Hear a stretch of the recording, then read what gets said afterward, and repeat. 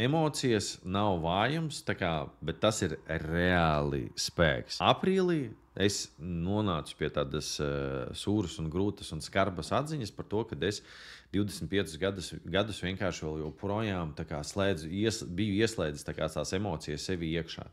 Man likās, ka es viņas izpaužu, bet es izpaudu tikai kaut kādu daļu no tām emocijām. Ja?